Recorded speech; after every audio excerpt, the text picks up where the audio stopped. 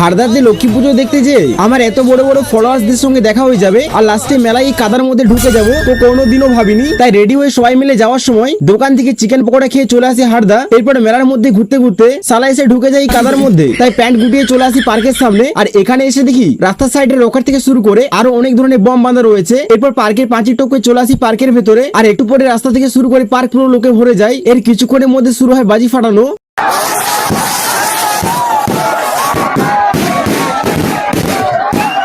এরপর বাজি পড়া দেখে মেলাতে আসতেই এত ভিড়ের মাঝে ফেসে যায়।